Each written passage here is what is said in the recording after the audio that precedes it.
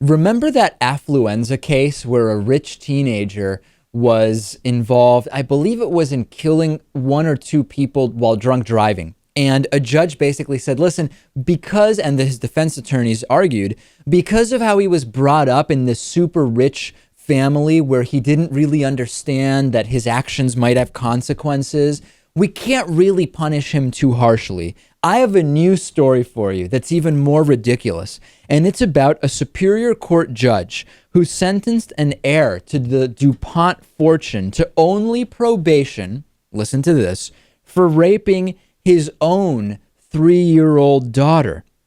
What was the explanation? Well, he wouldn't fare well in prison, suggesting that he instead get treatment instead of time behind bars, according to Delaware Online. The rape of his daughter came to light back in December of 2007 when the girl, who was 5 at the time, told her grandmother that Richards had sexually abused her. The grandmother, Donna Berg, said the girl reported that her father told her it was, quote, our little secret. Have you ever heard anything this creepy? But said that she didn't want my daddy to touch me anymore. The girl said her father molested her in the bedrooms of both her mother and brother in their home.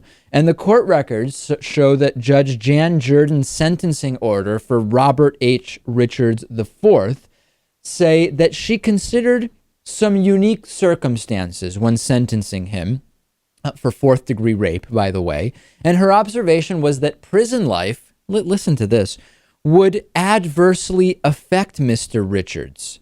It would adversely affect Mr. Richards.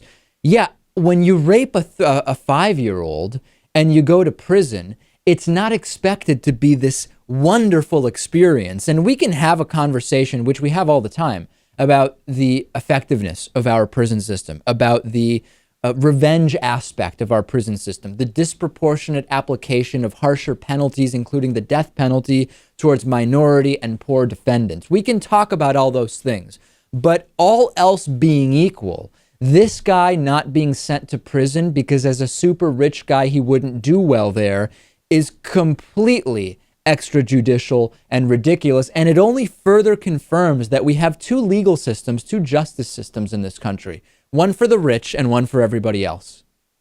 Right. And the statements from the judge here make it seem like every other person who they sent to prison was not adversely affected. Well, that's exactly the point that's made by Delaware Public Defender Brendan O'Neill Lewis, who says it's extremely rare that prison serves any inmate well. How is that all of a sudden a reason not to send Mr. Richards there?